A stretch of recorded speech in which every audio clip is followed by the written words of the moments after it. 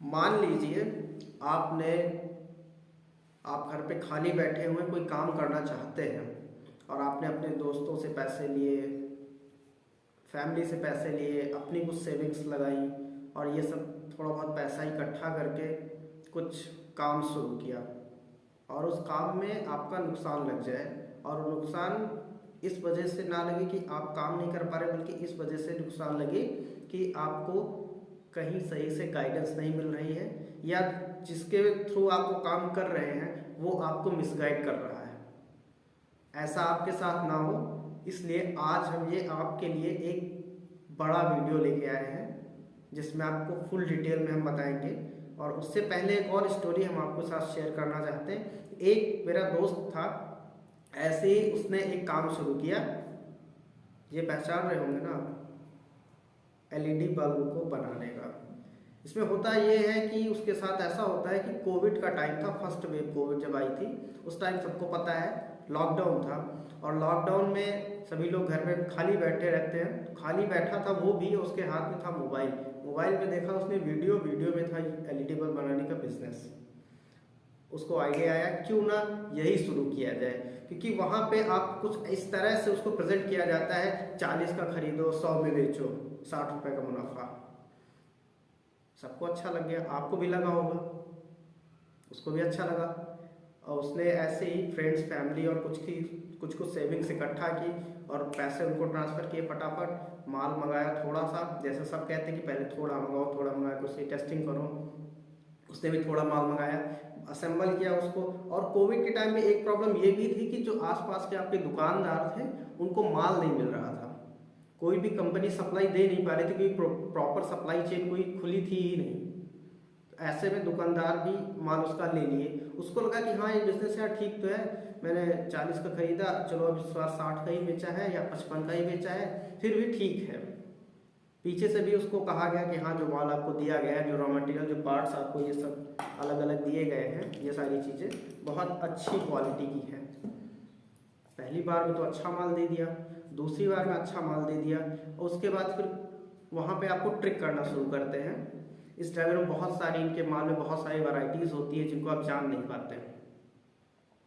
तो वहाँ पे उसको थोड़ा सा कम क्वालिटी वाला, उसी तरह दिखने वाला माल उसको दे दिया उन लोगों ने। शुरू में तो वो अच्छा चला, अब क्योंकि एक दो शुरू में रिप्लेसमेंट आती नहीं कि आपने आज दिया कल खराब होकर आ गया माल जाता है दुकान पे, कुछ दिन रखा रहता है, 1 महीने बिकने में लगता है। तो माल जब तक बिकता है और आपके पास रिप्लेसमेंट वापस आती है कस्टमर के यहाँ से चल के दुकान तक, फिर आपके आसपास, इससे ऐसे में आपके पास 2-3 महीने का टाइम गुजर चुका होता है।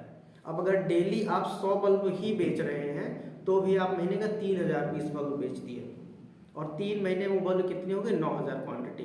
अगर 9000 क्वांटिटी आपने कोई गलत माल मार्केट में बेच दिया ना और उसकी रिप्लेसमेंट फिर आप संभाल नहीं पाओगे, आपने जो पैसा लगाया वो भी जाएगा, आपकी मार्केट भी खराब होगी और जिसको भी आपने पहले कन्विंस किया होगा, जिस दुकानदार को कि भाई हमारा माल बेचो बहुत अच्छा है, उसके आपके रिलेशन तो स्पॉइल होने ही होने, वो खराब हो जाएंगे हमेशा के लिए। तो ये सब आपके साथ ना हो जैसा कि मेरे दोस्त के साथ हुआ। तो इसलिए इस वीडियो को आप पूरा देखना, बिना स्किप किए देखना है, जिसमें मैं आपको सारी डिटेल बताने वाला हूं कि कैसे आप इस स्कैम से बच सकते हैं, कैसे इस बिजनेस में आप एक सक्सेसफुल एस्टैब्लिश बिजनेस बना सकते हैं। नमस्कार दोस्तों, जय हिंद।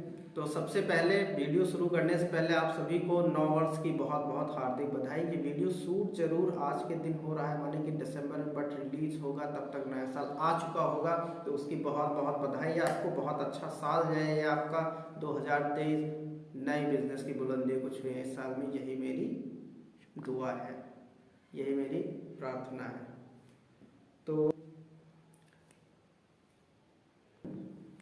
तो अब हमने पिछली जो कहानी सुनाई आपको, उस सब से बचने के लिए आपको हम कुछ पैरामीटर्स बताने वाले हैं इन एलईडी ड्राइवर्स के। सबसे मेन पार्ट आपका यही होता है, आपकी जो एलईडीज हैं वो तभी सेफ रहती है जब आपको ड्राइवर एक बढ़िया क्वालिटी का एक ड्राइवर मिले। तो सबसे पहले तो इसमें जो चीज़ें लगी हुई हैं उनको हम जान लेते हैं कि वो हैं क्या। तो सबसे पहले आपको जो ये ब्लैक वाला ये जो पार्ट एक दिख रहा है इसको बोलते हैं आईसी। यही आपकी मेन आईसी है। ये आपको वोल्टेज रेगुलेट करने का काम करती है। मतलब इसका ये होता है कि आपका जो पावर सप्लाई जो इनपुट जा रहा है वो कितना भी जाए, 220, 230, 240 या मैक्सिमम 400 तक।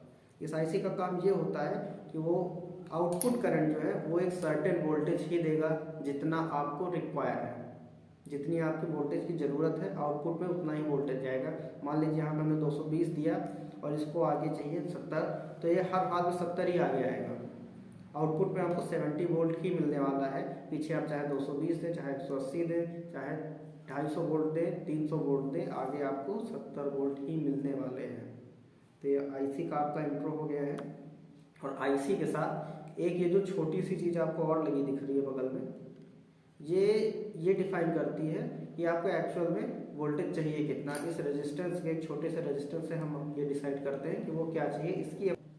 तो आप लोगों को पहले शायद सही से दिख नहीं रहा होगा तो हमने थोड़ा जूम करवाया है कैमरे को। हाँ भाई साहब जो है शूट जो कर रहे हैं वो कह रहे नहीं सही थोड़ा आ नहीं रहा था। तो आप अब इसमें क्लियरली देख पा रहे होंगे ये आईसी और ये एक रेजिस्टेंस। आईसी आपको क्या काम करती है वो हम बता चुके हैं। तो या इस आईसी को आप बहुत कायदे से देख लीजिए। और इसकी जो सर्किट बनी हुई है ये लगभग सेम होती है। अगर सर्किट में कुछ चेंज है किसी ड्राइवर में तो आप पहले ही समझ जाओ कुछ ना कुछ उस ड्राइवर से अलग है। इस ड्राइवर में वो अच्छा होने के चांसेस बहुत कम रहते हैं, वो ज़्यादातर खराबी होने के चांसेस होते हैं, क्योंकि जो स्टैंडर्ड है वो कुछ ऐसा ही लगभग मिलती जुलती सर्किट आपको डिज़ाइनिंग मिलेगी। तो ये आईसी हो गई, ये रेजिस्टेंस आपका हो गया। और आपको हम और चीज़ों के बारे में दिखा दें इसमें, ये आपका एल्को हो गया, ये करंट को फिल्टर करने का काम करता है। और ये आपका हो गया एक पीएफ।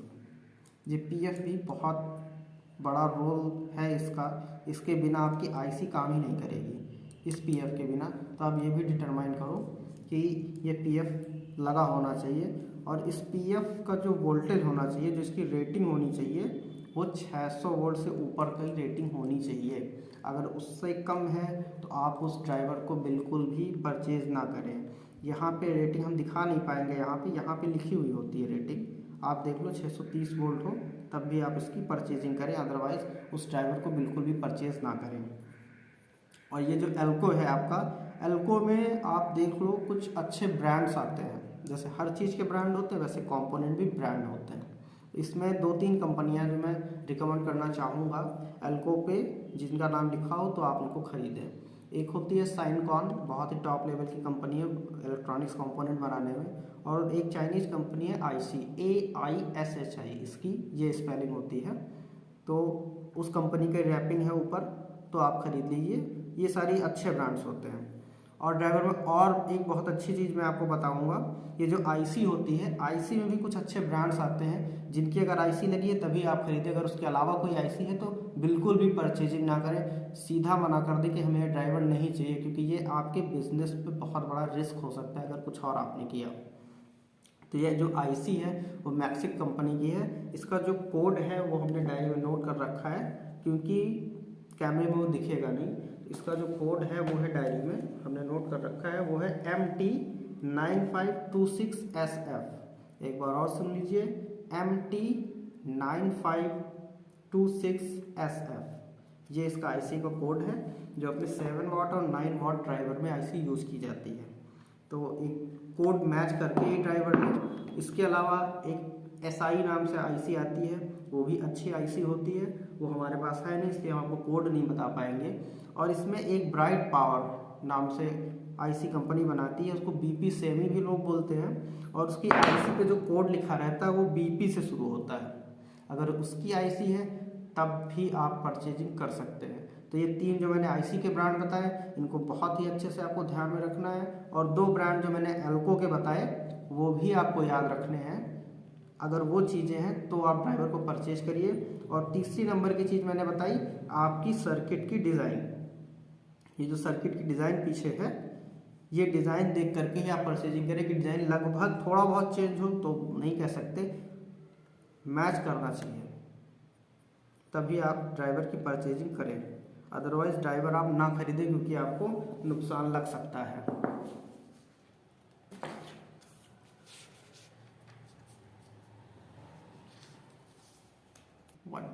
और एक चीज़ और आपको ध्यान रखनी है कि जो भी आपको माल मिल रहा है, जो भी चीज़ें मिल रही हैं, उनको आप देख करके भी बता सकते हो। अगर आप ध्यान दो कुछ चीज़ों पे तो देख करके आप बता सकते हो कि वो कैसी हैं। एक तो ये आपकी सर्किट डिज़ाइन हो गई, जितनी सारी चीज़ें हमने बताई वो सारी चीज़ें। दूसरी चीज़ कंपोनेंट का साइज़। मान लीजिए ये जो पीएफ लगा हुआ है, इसमें पिको फैरेड कैपेसिटर इसको बोलते हैं, करंट को फिल्टर करने के लिए ये होता है। ये जो लगा हुआ है इसकी साइज़ आप देख रहे हैं, अगर इससे छोटा है और कोई कह रहा है कि नहीं 600 वोल्ट का है, 630 वोल्ट का है, 600 से ज़्यादा वोल्टेज का है ये, तो आप मत मानो, पक्का फ्रॉड है ये, क्योंकि इससे ज़्यादा छोटी साइज वो बन ही नहीं सकता है। या फिर वो पिक एंड प्लेस के लिए जो यूज़ करते हैं, बहुत ही छोटी साइज़ का एक आता है, उसको क्या बोलते हैं, नाम मुझे नहीं याद आ रहा उसका, SMT साइज उसको बोलते हैं। SMT का है तब तो होगा, वो बहुत छोटा सा, जैसे रेजिस्टेंस छोटा सा होता है, इससे थोड़ा सा ही बड़ा होता है, इस रेजिस्टेंस से थोड़ा सा ही बड़ा होता है, वो साइज़ हो तब तो ठीक है। अदरवाइज़ आपको इसमें साइज़ बड़ा ही देख करके लेना है। और ये जो आपका एल्को है, इसका भी साइज़ आपको देखना है, एक स्टैंडर्ड साइज में आता है कि इतने साइज़ का अगर एल्को लगा हुआ है तो पैरामीटर्स ठीक होंगे। तो आप देख करके भी अंदाज़ा लगा सकते हैं कि हमारा ड्राइवर है कैसा। ड्राइवर के बाद हम फोकस करेंगे हम लोग इस पीसीबी पे, जो पीसीबी लगी हुई है, ये दिखा दो कैमरे में सही से, ये जो पीसीबी लगी हुई है हम लोग इसको देखेंगे। पीसीबी में आपको सबसे पहले एलईडी को देखना है सामने से, अपनी आंखों के सामने एकदम रख के, तो आप देखेंगे तो एलईडी गौर से देखने पे आपको पता चलेगा कि एलईडी में जो ऊपर का कलर है इसका, ये वाला जो कलर है, ये जैसा कलर इसमें दिख रहा है ऐसा ही होना चाहिए। कलर में अगर हल्का सा पीलापन है या हल्का सा हरा है या हल्का सा नीला है तो वो एलईडी आपके काम की नहीं है, वो पीसीबी आपके काम की नहीं है। अगर उसमें वाइट कलर की एलईडी आप सेलेक्ट कर रहे हैं और ये जो कलर्स हैं इनमें हल्का सा हरापन है या हल्का सा नीलापन है, तो आप बिल्कुल भी मत लो, वो बिल्कुल अच्छी क्वालिटी की एलईडी होती ही नहीं है। और दूसरी बात, एलईडी में आपको मैं बता दूँ 2-3 ब्रांड्स, एक आता है एवरग्रीन नाम से, एक आता है एडिसन, ऐसे करके 2-3 ब्रांड एलईडी में भी आते हैं, जिनकी एलईडी अगर लगी हुई है इसमें तो आप यूज कर सकते हैं, अदरवाइज आप मत यूज करिए उनको। एलईडी में अगर आप और गौर से देखेंगे तो इसके अंदर कुछ जैसे बल्ब आपको देखने पे फिलामेंट दिखते हैं, वैसे एक हल्की सी चीज़ दिखेगी। अगर वो ज़्यादा दिख रही है और ज़्यादा गैप दिख रहा है उनके बीच, तब भी आप वो पीसीबी ना परचेज करें, आपको महंगी पड़ेगी। वो आपसे बताएंगे, तो जब भी आप प्राइस का उनसे इशू बनाओगे तो वो ये सारी चीज़ें इंट्रोड्यूस करेंगे, बट आपको उन पर ध्यान नहीं देना, आपको अपनी क्वालिटी पे ही ध्यान देना है। ये सारी चीज़ें बहुत महंगी नहीं होती हैं, बहुत ही कन्वीनियंट प्राइस में आपको मिल जाएगी अगर आप सही बायर के पास पहुंचते हैं तो। और ये जो इसमें पीसीबी में जो टिक्की लगी हुई है, इसके बारे में हम लोग भी आगे बात करेंगे कि ये कैसी होनी चाहिए, तब आप इसको परचेज़ करेंगे। तो पीसीबी के बारे में भी हमने आपको बता दिया है, ड्राइवर के बारे में भी आपको हमने मतलब भर का ज्ञान दे दिया है, जिससे आप पता कर सकते हैं कि किस क्वालिटी का मटेरियल इसमें यूज़ हो रहा है। वही पॉज। तो आगे अब हमने आपको ये बता दिया कि इसके पैरामीटर्स क्या हैं, आपको कैसे मटेरियल को सेलेक्ट करना है, किन किन बातों का ध्यान रखना है आपको एक एलईडी बल्ब का, अगर आप बिजनेस शुरू कर रहे हैं उसको असेंबल करके बेचने का। तो लेकिन आगे प्रॉब्लम आपको ये आती है कि आपकी रिप्लेसमेंट आने के तरीके क्या क्या होते हैं, कि क्या होता है तब रिप्लेसमेंट आती है, तो उसके बारे में हम थोड़ा सा अब आपको आगे बताते हैं। तो एक बार ऐसा हुआ कि गांव में मेरे आधे गांव के लगभग बल्ब एक साथ ही खराब हो गए, और रात में सब लोग सोए और सुबह पता चला सारे बल्ब खराब हो चुके हैं। तो ऐसा हुआ क्यों? सब लोग उस टाइम में घर पे ही था, तो लोग आने, उनको पता था कि ये एलईडी बल्ब से रिलेटेड कुछ काम करते हैं, तो वो लोग आने लगे मेरे पास बल्ब को अपना रिपेयर करवाने के लिए लेकर के। तो उन बल्ब को जब मैंने खोला तो उसमें मैंने देखा कि एक बल्ब में एक कॉमन चीज़ थी सब में जो ख़राब हुई थी, और वो था बल्ब का ये वाला पार्ट, ये पार्ट, और फिर इस पार्ट के ख़राब होने की वजह से ही ख़राब हुआ था ये आपका फ्यूज रेजिस्टेंस। ये दोनों चीज़ें मिल करके कुछ वैसा ही फॉर्म बनाती हैं जैसा हमारे घरों में एमसीबी लगी होती है, या पहले जो फ्यूजेस लगे होते थे किट कैट वाले, जिनमें एक पतला सा वायर बीच में लगा हुआ होता था, कुछ वैसा ही फॉर्मेशन ये दोनों बनाते हैं।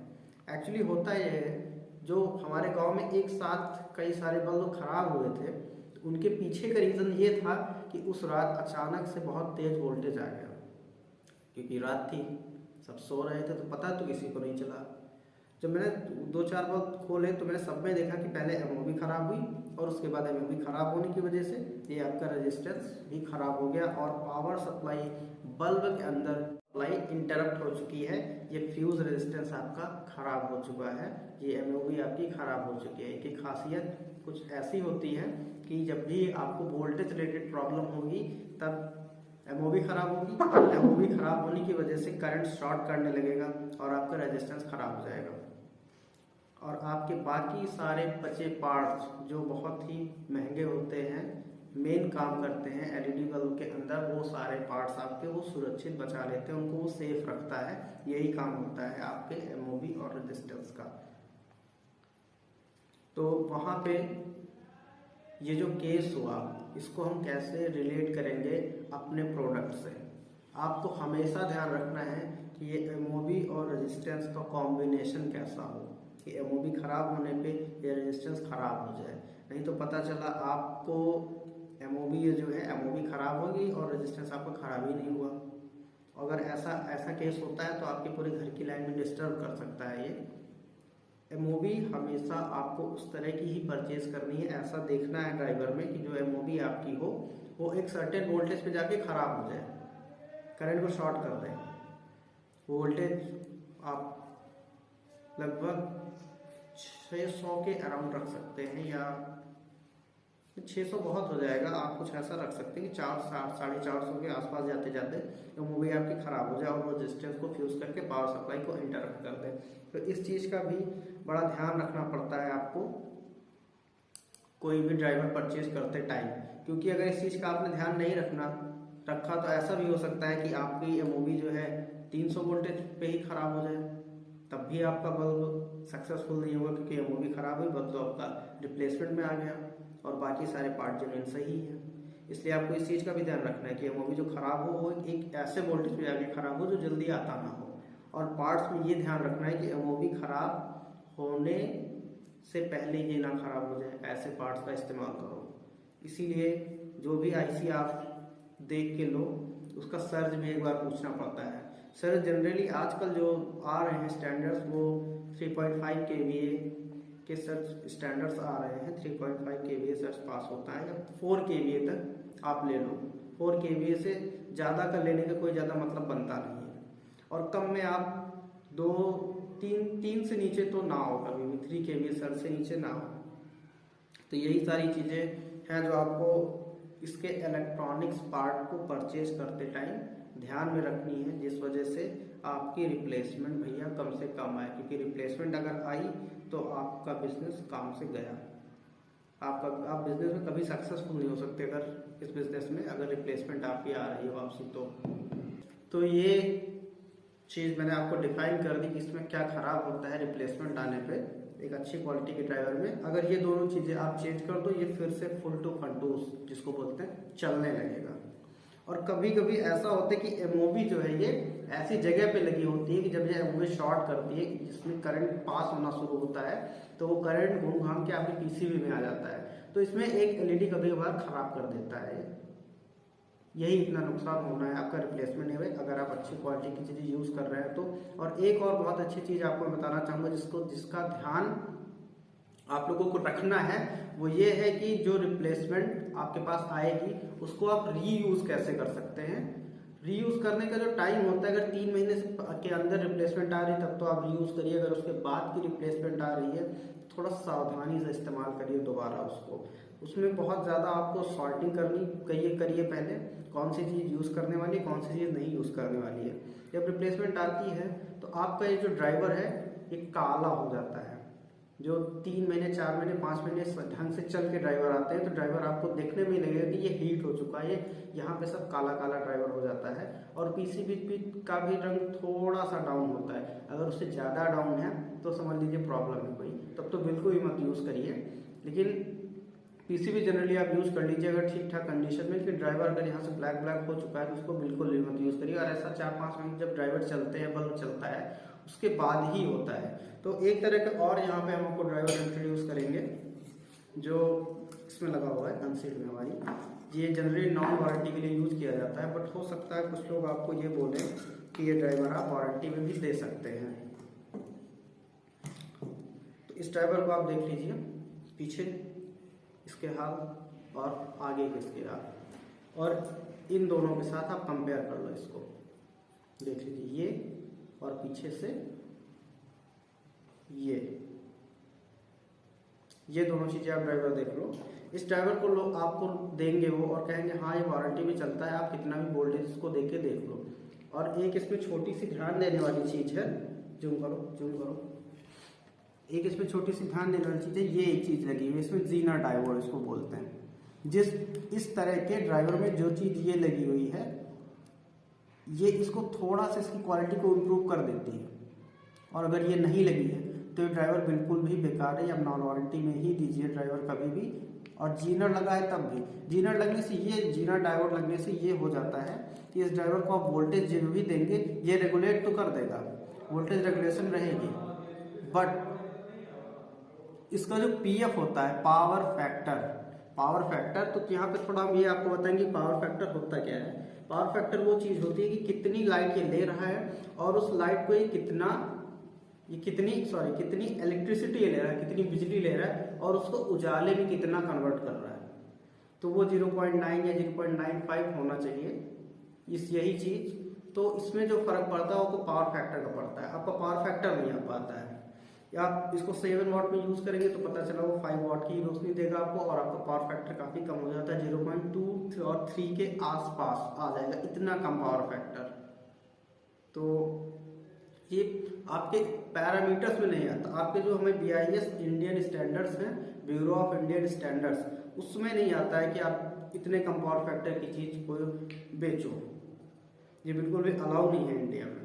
तो ये एक चीज़ आप ध्यान से देख लो, ऐसी चीज़ें आपको अगर कोई दे रहा है सस्ते के नाम पे और कह रहा है अच्छी चलेंगी तो बिल्कुल ही ना लीजिए, क्योंकि ये फिर आपके लिए नुकसान ही करेंगी आखिर में जा करके। तो बहुत ही सावधानी के साथ आपको चीज़ें सेलेक्ट करनी है। इसमें भी आप देख लीजिए, बहुत कायदे से देख लीजिए कि क्या है ये। एक बार जूम करके और दिखा दो, ऐसा ड्राइवर, इसमें एक पीएफ लगा हुआ है बड़ा सा, इस पीएफ को बोलते हैं 155J। ये देखिए इसमें रेटिंग लिखी हुई दिख रही हो आपको, अगर तो दिख रहा है कैमरे में 155J।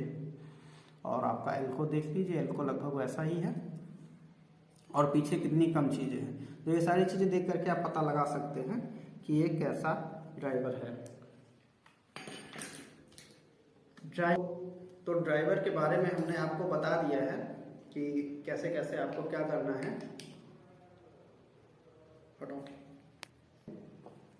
तो ड्राइवर के अंदर की चीज़ें हमने आपको बता दी हैं सारी, क्या चीज़ें आपको देखनी है, किन चीज़ों का ध्यान रखना है। अब चलते हैं हम लोग बॉडी पे।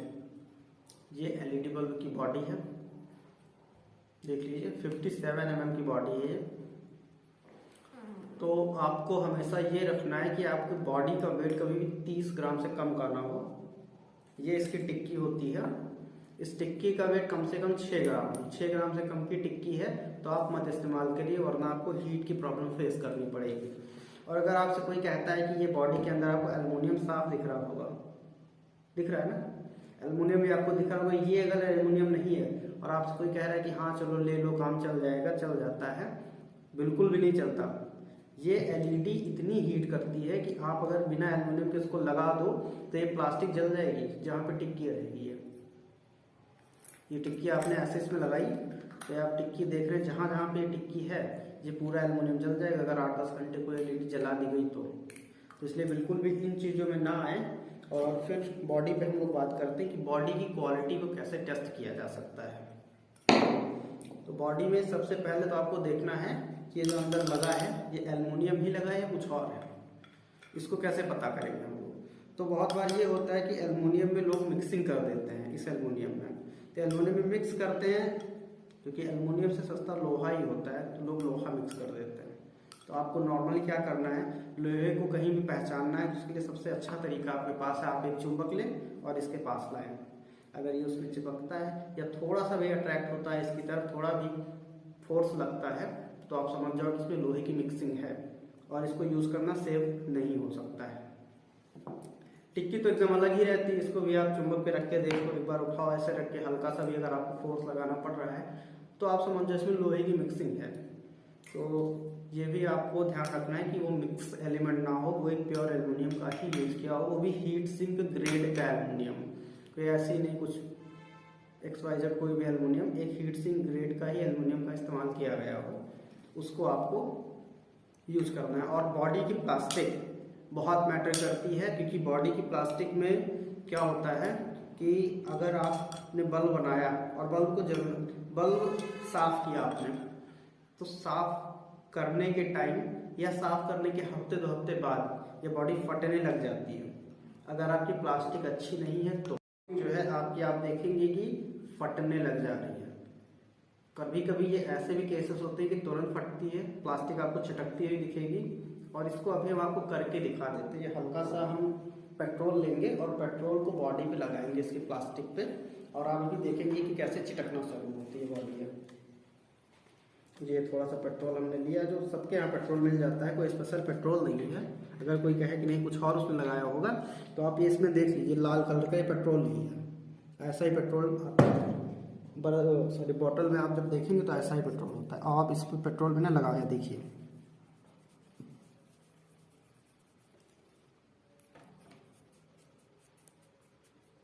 और अभी आप ये एकदम फिनिश बॉडी देख रहे हैं, अब इस पे आना चालू हो जाएंगे धीरे धीरे, थोड़े थोड़े से।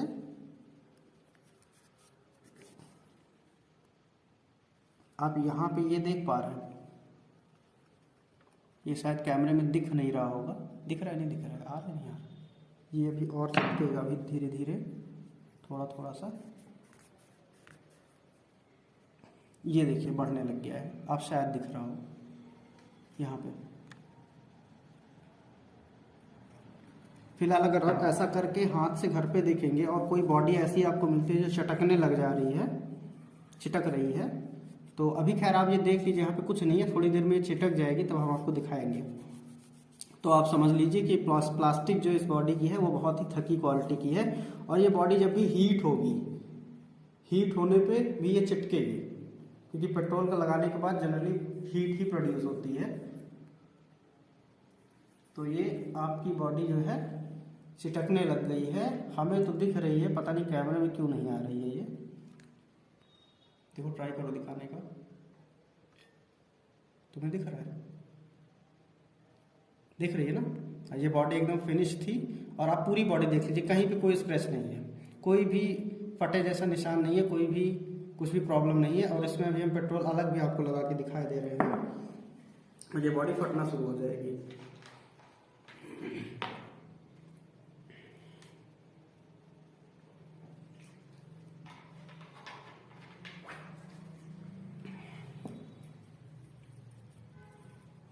ये यहाँ पे देखिए, मैंने बिल्कुल कुछ नहीं है, मैंने पेट्रोल अप्लाई किया और बॉडी शुरू हो गई चटकना, मुझे आंखों से दिख रहा है। और ये देखिए, जितना ज़्यादा पेट्रोल उतनी तेज बॉडी चिटकेगी। देखिए दिख रहा है कैमरे में, ये देखिए, और ये बढ़ता जाएगा। आप 2-4 सेकंड 10 सेकंड तक, अगर 50 सेकंड तक हम रोकते हैं तो ये बढ़ता जाएगा। अभी आप देखिएगा,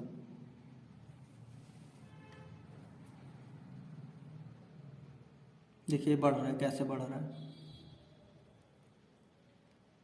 ये पेट्रोल लगाने पे तुरंथ होता है, और अगर आप थिनर विनर लगाएंगे तो थोड़ा टाइम लेता है, 1-2 दिन 3 दिन तक चिटकेगा। आपने पैक करके बल्ब रख दिया, बाद में जब अपने दुकान पे बल्ब भेजा तो पता चला भैया बल्ब पैकेट में ही चिटका हुआ निकला है, बॉडी फटी हुई है, और आपको वापस कर देंगे। ये देखिए कितना बढ़ के हो गया है ये, ठीक। तो ये एक चीज़ आपको ऐसे एक छोटा मोटा टेस्ट कर लेना है बॉडी लेने से पहले, कि कहीं ऐसी कोई प्रॉब्लम तो नहीं है बॉडी में।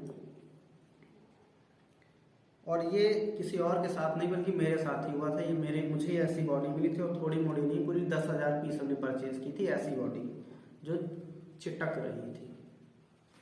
और हमने आप कितनी भी कोशिश कर लो, आप इस चीज़ को रोक नहीं सकते। आपने फटी बॉडी अलग कर दी, उसके बाद अच्छी बॉडी बनाई, सारी अलग की, उसमें प्रोडक्ट बनाया अच्छी बॉडी में, उसको पैक किया, और जैसे ही आप उसको साफ करेंगे वहीं पे सारा गेम हो जाना है। उसको आप साफ करेंगे, वो हल्की सी चटक जाएगी, फिर बल्ब हो जाएगा, 1 हफ्ते 2 हफ्ते तक पैकेट में पड़ा रहेगा, धीरे धीरे बॉडी फट जाएगी। और फटता ये छोटा, ये तो बहुत कम है, ये रखे ये भी बॉडी पूरी यहाँ तक फट जाएगी ऐसे, और आप इसको फाड़ सकते हैं। प्लास्टिक अलग हो जाएगा, एल्युमिनियम आपका अलग हो जाएगा। इस कंडीशन से बॉडी फटती है। तो इस चीज़ का भी आपको बहुत खास ध्यान रखना है जब भी आप परचेजिंग करें। तो ये आपको हमने बॉडी के बारे में बता दिया। और अब एक और इसका इम्पॉर्टेंट पार्ट होता है, जो होते हैं ये B22 कैप्स। देख पा रहे हैं आप, ये रखे हुए 3, ये 3 हम यहाँ पे ले करके आए, मतलब इसमें 3 तरह की चीज़ें हैं। तो सबसे पहले हम आपको दिखाते हैं, कौन सा दिखाएं। सबसे पहले आप ये B22 कैप देखिए, इस पर जूम कर दो भैया। इसका पीछे के जो इसके प्रॉप्स हैं, जहाँ पे हमको सोल्डरिंग करनी होती है, वो देखिए ये किस तरह के हैं। ऐसे अगर प्रॉप्स हैं तो सोल्डरिंग आपकी नहीं होने वाली है, आपको बहुत प्रॉब्लम होने वाली है, इस पर सोल्डर पकड़ेगा ही नहीं। कोई अगर ऐसा देता है कहेगा हाँ चल जाएगा, तो उसको आप बता दो कि ये नहीं चलने वाला है, स्ट्रिक्टली मना करो चीज़ों को। और दूसरा इस तरह का है, इस पर होता तो है बट मज़ा नहीं आएगा आपको।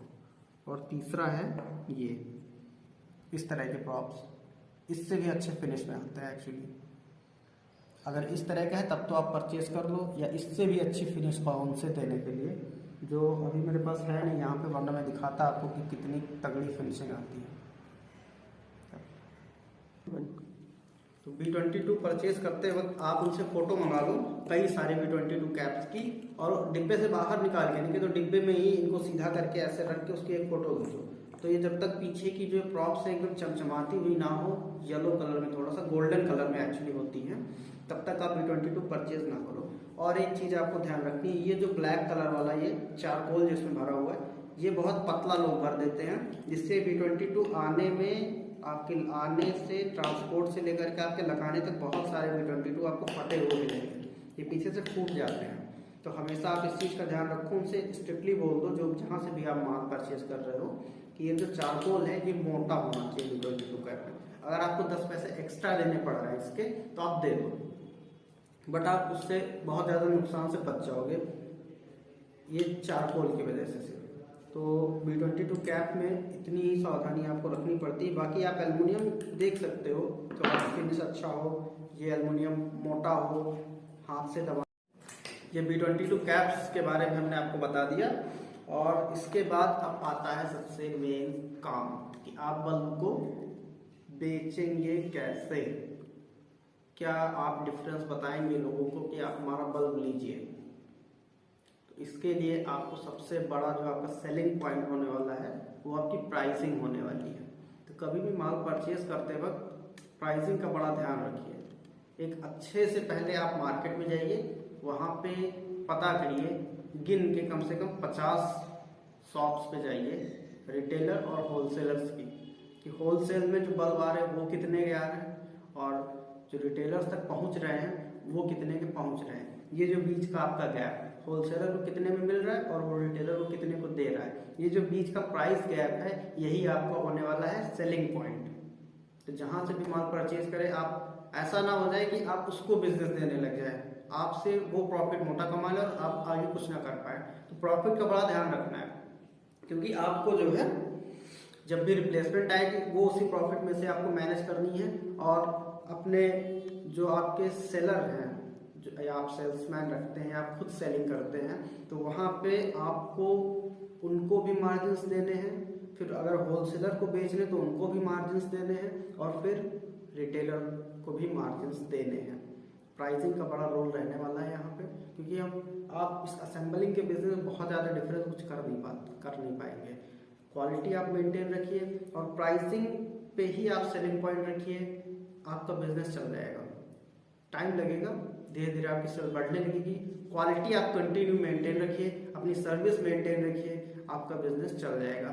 थोड़ा समय लगेगा, हो सकता है बहुत कम ही सेल्स है, शुरुआत में आप लोगों के पास जाएं तो आपसे 10 तरह के सवाल पूछेंगे कि हम क्यों लें, कोई जानता नहीं है इसको, पता नहीं कैसा हो, कहेंगे अरे तुम भाग गए तो हम क्या करेंगे। तो इन सारी चीज़ों को आपको उन्हें बहुत ही अच्छे से समझाना है कि आपके बिजनेस आपने शुरू क्यों किया है, आपकी क्वालिटी किस तरह की है, इसके बारे में आपको कम से कम 10 मिनट उनको समझाना है कि आप जो बल्ब वो पहले से बेच रहे हैं, जिनको ब्रांड कहते हैं, जिनके वो फैन होते हैं, उन कंपनियों के बल्ब को जिसको बेच रहे हैं आप उन्हीं की तरह के हैं, आपको ये समझाना है उनको बहुत ही विनम्र तरीके से। बिल्कुल भी आप जब भी आप उनसे बात करेंगे, वो लोग ऐसे बात करेंगे कि आपको गुस्सा भी आएगी, उस टाइम आपको बिल्कुल भी एग्रेसिव नहीं हो, एग्रेसिव बिल्कुल भी नहीं होना है। बहुत ही कूल काम एंड चार्म वे में आपको उनको समझाना है कि आप जैसे वो हैं वैसे ही हम हैं। उनको सीधा कह दो कि ऐसा नहीं कि वो वही कंपनी से बल्ब बना सकती है, हम भी बल्ब अच्छा बना सकते हैं। इस चीज़ को आपको समझाना है उनको, और जहाँ तक हो सके आप एक रिलेशन उनसे मेंटेन करने की कोशिश करिए। कुछ गिफ्ट उनको दीजिए, छोटा ही दीजिए और फ्रीक्वेंटली दीजिए। ये नहीं आपने बड़ा सा गिफ्ट 1000 का गिफ्ट, 2000 का गिफ्ट आपने जाकर के कुछ दे दिया और बाद में फिर आप 6 महीने तक भूल गए। नहीं, कंटिन्यू कस्टमर से मिलते रहिए, उनको कुछ ना कुछ फ्रिक्वेंट छोटा छोटा गिफ्ट देते रहिए। ना गिफ्ट दीजिए तो कभी कभी आप एलईडी पे ऑफर कुछ लगा दीजिए कि 100 पीस पे 2 पीस फ्री है, या 1000 पीस पे 20 पीस फ्री है, या आपने कंसील्ड बनाई, कंसील्ड 100 पीस आप खरीदते हैं, आपका 10 पीस बल्ब फ्री है, इस पे आपको मिलेगा। तो इन सारी चीज़ों का आपको बहुत अच्छे से एक प्रॉपर वे में, एक प्लानिंग के साथ आप मार्केट में जाइए, आपका जरूर बल्ब बिकेगा, आपकी सेल्स आएगी।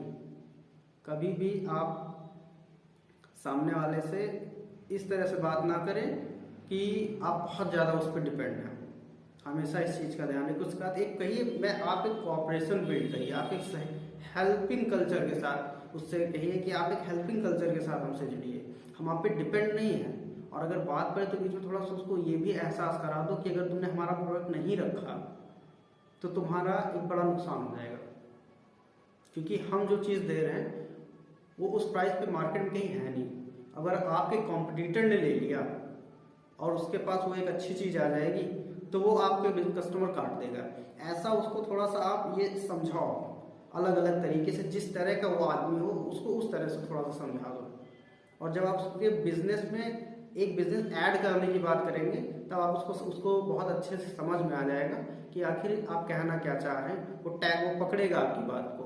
और कभी भी सेल्स को आप शुरू में फोर्स मत करो, कस्टमर को सेटिस्फाई होने दो, अपने साथ अपने प्रोडक्ट के साथ उसको कंफर्ट होने दो। एक धीरे धीरे बढ़िए, 2 महीने 4 महीने 6 महीने, अगर इतने टाइम में आप उस कस्टमर को इतना टाइम दे देते हैं तो आपका पेमेंट शेड्यूल भी अच्छा हो जाएगा और आपकी सेल्स भी आने लग जाएगी और कस्टमर भी आपसे काफ़ी खुश रहने वाला है।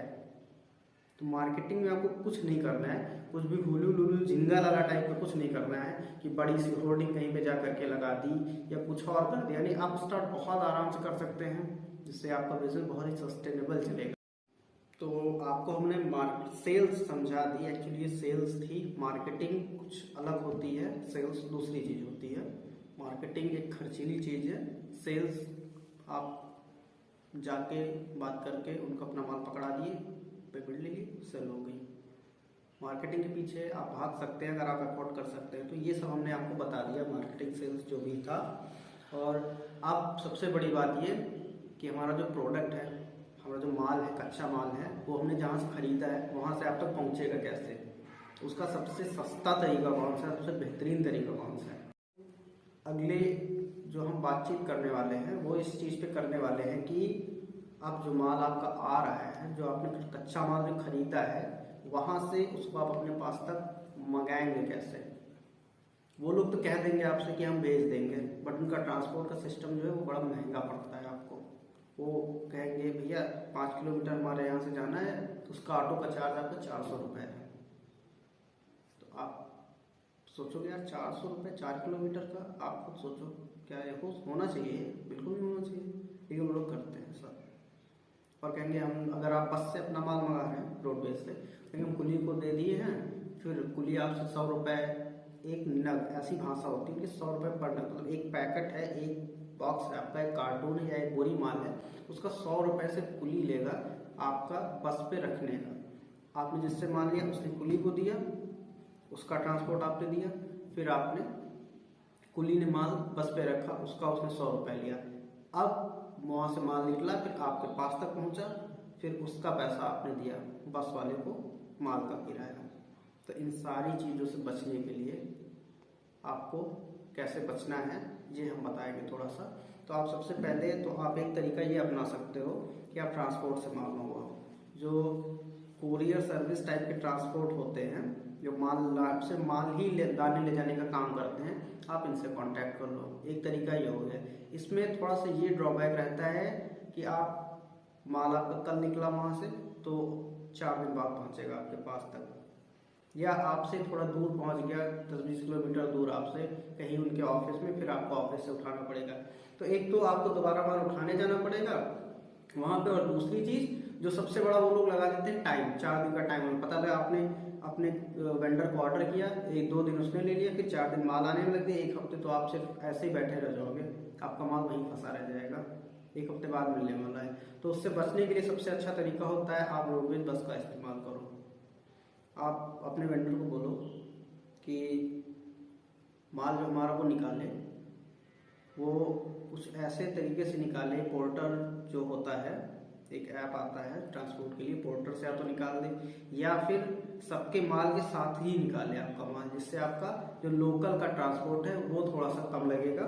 जहाँ आपको 400 देने हैं, 300 देने हैं, वहाँ पर 100 रुपये 200 रुपये में ही काम हो जाएगा। और हमेशा आप कुली को अवॉइड करो, उसको आप ऐसा बोलो कि मैं बस का नंबर दे रहा हूँ, उस बस तक पहुँचा दो, आराम से काम हो जाए, कुली वाले 100 रुपये आपके बच जाने हैं।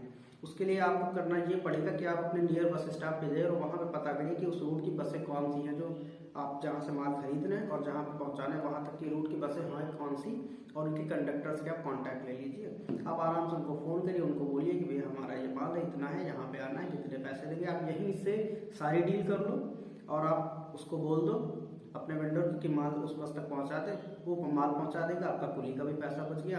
और जब कंडक्टर से आप सीधे डील करते हैं तो आपका सबसे बड़ा फायदा ये होता है कि जो डील करेंगे वो आप करेंगे, बीच में आपके पैसे कोई मार नहीं सकता। बीच में मान लिया कुली ने कंडक्टर से डील की, उसने कहा ठीक 100 रुपये बढ़ा के बता देना, 50 तुम ले लो, 50 मैं ले लूँगा, ऐसा नहीं होने वाला। आप सीधे डील करो, आराम से डील बन जाती है। सबसे सस्ता तरीका है माल आपके पास तक आने का, इससे अच्छा तरीका और कोई होता ही नहीं है। आप शाम को वहाँ पे माल रखा गया, रात में, सुबह आपको मिल जाएगा।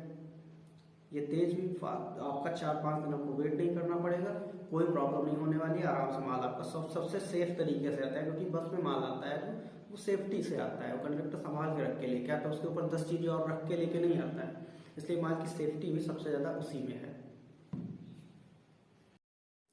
तो अगली चीज़ जो आपको ध्यान में रखनी है, आपको हमने ट्रांसपोर्ट बता दिया, वो है पैकेजिंग। माल बनाने के बाद उसकी पैकिंग कैसे करोगे सस्ती और बढ़िया टाइप की। उसके लिए आप दो चीज़ें ही हैं जनरली जो मैं बताना चाहूँगा आपको। अगर आप सस्ती पैकिंग करना चाहते हैं तो उसके लिए आप एक 20-20 की पैकेट बना सकते हैं पॉलीथीन रैप करके। जो नॉर्मल पॉलीथीन आती है बड़े से थान में, उसको आपको 20 पीस बल्ब रखने हैं एक सेटअप में, 5-5 के 20 पीस रखने के बाद आपको उसकी साइज़ लेनी है, साइज़ की पॉलीथीन काटनी है, और फिर पॉलीथीन काट के आपको हॉट एयर गन से उसको पैक कर देना है। वो कैसे करते हैं पैकेजिंग पे एक अलग वीडियो हम आपको बना के बता देंगे कि जो पॉलीथीन की रैप करने वाली पैकिंग है वो कैसे करेंगे। अगर आप दिल्ली में लोगों से बात करेंगे तो वो आपको एक झोला जैसी पॉलीथीन देंगे, श्रिंक पॉलीथीन होती है वो। पॉलीथीन काफ़ी अच्छी होती है, बट उसके साथ एक इशू है। इशू उसके साथ ये बनता है कि आप उस पॉलीथीन में पैकेजिंग करने में टाइम बहुत लगता है। कोई भी चीज़ अगर आपको सही से झोले जैसी चीज़ में रखनी है तो आप रख नहीं पाएंगे उसको। और दूसरी और एक चीज़ ये भी है कि वो पॉलीथीन जल्दी एक दूसरे में चिपकती नहीं है, स्टिक नहीं करती है। मान लीजिए ये एक तरफ की पॉलीथीन और दूसरी तरफ ये, इसको हमें हॉट एयर गन से हॉट करके इसको चिपकाना है तो स्टिक नहीं करती जल्दी, बल्कि श्रिंक पॉलीथीन ऐसी होती है जो आप उसको हीट देंगे तो वो सिकुड़ने लगती है, वो खिंचती है। तो इस केस में आपकी पैकिंग जो होती है ना वो भद्दी दिखने लगती है और श्रिंक पे अगर आप करना चाहते हो तो आप कर सकते हैं। उसके लिए एक पूरा पैकेजिंग का सिस्टम आता है। एक श्रिंक पॉलीथीन आती है, फिर उसका एक मेल्टर आता है, वो बहुत अच्छे से श्रिंक पैकेजिंग होती है। उसका भी एक वीडियो हम आपको अलग से दे देंगे। पॉलीथीन, नॉर्मल पॉलीथीन और श्रिंक पॉलीथीन, इनमें आप कैसे पैकिंग करते हैं, इसका एक वीडियो अलग से आपको हम बना के दे देंगे। आपकी 20 पीस की पैकिंग करने में 2-3 रुपए की सिर्फ पॉलीथीन लगने वाली है, और जो आपकी इलेक्ट्रिसिटी लगे हॉट एयर गन चलाने में। लेकिन एक इसका ड्रॉबैक है, इसमें टाइम थोड़ा ज़्यादा लगता है और आपको कम से कम 2 लोग लगने होंगे, तब ये करके पैकिंग हो पाती है। दूसरी जो आपकी नॉर्मल पैकिंग आती है कार्टून में, कार्टून में अगर आप पैक कर रहे हैं माल को, तो कभी भी 20 पीस की पैकिंग मत बनाइए। हमेशा 50 पीस का एक पैक बनाइए। उसमें आपको क्या होगा कि आप कार्टून बना के रख लीजिए अपने बगल, और आप फटाफट आपने डिब्बे में बल्ब रखा, चेक करने के बाद डिब्बे में बल्ब रखा आपने, और उस डिब्बे को उठा के उस बल्ब को सीधा आपने डाल दिया कार्टून में। कार्टून में आप फटाफट रखते जाए, साथ में ही जैसे आप पैकिंग करते जा रहे हैं, डिब्बे में बल्ब रखते जा रहे हैं, कार्टून में डालते जाइए, और उसको फटाक से आप पैक करके अलग कर सकते हैं। इसके लिए आपको अलग से टाइम लेने की जरूरत नहीं है। लेकिन आप पॉलीथीन वाली पैकिंग करते हैं तो सस्ती तो पड़ती है, बट टाइम टेकिंग होती है, और आपको पैकेजिंग करके बल्ब पूरा अलग रखना पड़ेगा, डिब्बे में पैक करके अपने छोटे वाले बॉक्स में, और उसके बाद फिर अलग से आपको टाइम देना पड़ेगा कम से कम 2 लोगों को पैक करने के लिए। तो पैकेजिंग में आप जैसा भी चाहें, अगर आपके पास टाइम है तो आप पॉलीथीन पैकेजिंग सेलेक्ट कर लीजिए, सस्ती पड़ेगी आपको। लेकिन आपको टाइम बचाना है, टाइम बचाना है आपको, तब आप कार्टून ही बनवा लीजिए। उस पर थोड़ा सा आपको इन्वेस्ट भी ज़्यादा करना पड़ेगा, आपका पैसा वहाँ पे ब्लॉक होने वाला है। तो मैं तो यही प्रेफर करूँगा कि थोड़ा सा आप और टाइम कर दो, बट पॉलीथीन पैकिंग करो, उसमें टाइम आपका ज़्यादा लगता है लेकिन आपका पैसा काफ़ी कम बचता है उसमें। तो आप पॉलीथीन पैकिंग ही प्रेफर करें मेरे हिसाब से। और इसके बाद आपकी एक और इम्पॉर्टेंट चीज़ आती है कि आप वारंटी के फ्रॉड से कैसे बचेंगे। नॉर्मली लोग क्या करते हैं, कहते हैं किसी भी शॉप को उन्होंने बल्ब बेचा, उससे कहते हैं ठीक है जो आप डेट डाल के दे दोगे उसी से हम वारंटी आपको दे देंगे, 1 साल की, 1.5 साल की, 2 साल की, जो भी देनी होती। कभी भी ऐसा मत करिए। ज़्यादातर दुकानदार क्या करते हैं कि जब बल्ब उनके पास वापस आता है, रिप्लेसमेंट जब आती है, उस टाइम वो 1-2 महीने पीछे का डेट डाल के दे देते हैं। उस टाइम वो पीछे का, आज बल्ब आया जैसे हमारे पास कस्टमर लेकर कि आपकी फ्यूज आई है, तो क्या करेंगे, अब उन्होंने उस टाइम उस पर डेट डाल दी 2 महीने पीछे की, कि 2 महीने का ही हुआ है ये बल्ब। कभी भी ऐसा मत करें, दुकानदार पे बिल्कुल भी डिपेंड ना रहें। उसके लिए पहले से ही जहाँ पे आप अपनी हाउसिंग की प्रिंट करवाएं या अपने पास ही करें, तो उसमें ही आप एक डेट मेंशन कर दो कि इस डेट से इसकी वारंटी है। मान लो आप 1 साल की वारंटी लेनी है आपको, तो आप उससे कह दो कि मैं 1 साल में या 3 महीने और ज़्यादा ले लूँ। दुकानदार को जितना टाइम लगने वाला है वहाँ पे उसकी दुकान पे माल बिकने में, आप उतना टाइम उसको एक्स्ट्रा दे दो, उसमें आपके साथ वो फ्रॉड नहीं कर पाएगा। आपने 1 साल और 3 महीने दे दिया, तो 1 साल 3 महीने मतलब 15 महीने हो गए, तो आपके 15 महीने की वारंटी दे दो, वो आपके लिए सेफ है इन कंपेयर टू कि आप जो है उससे कहो कि आप जो डेट डाल करके देंगे हम उससे वारंटी लेंगे। वहाँ पे आप पक्का फ्रॉड होगा आपके साथ, आप स्कैम में फंस जाओगे, आपका नुकसान लगेगा।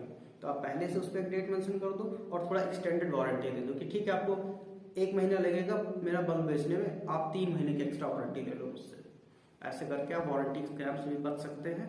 आप जितनी चीज़ें भी मैंने इस वीडियो में बताई हैं आप फॉलो करेंगे, चाहे वो माल मंगाने में हो, प्रोडक्ट का सिलेक्शन हो, असेंबलिंग के अलग से वीडियोस उनको आप देख लीजिए, और आपकी पैकेजिंग हो गई, आपकी मार्केटिंग हो गई, आप वारंटी के फ्रॉड से कैसे बच सकते हैं। ये जो भी 7-8 टॉपिक आज मैंने इस वीडियो में कवर किए हैं, इनको आप बहुत अच्छे से आगे पीछे घुमा घुमा के बार बार देखिए, जिससे एक एक चीज बारीकी से आपको समझ में आ जाए।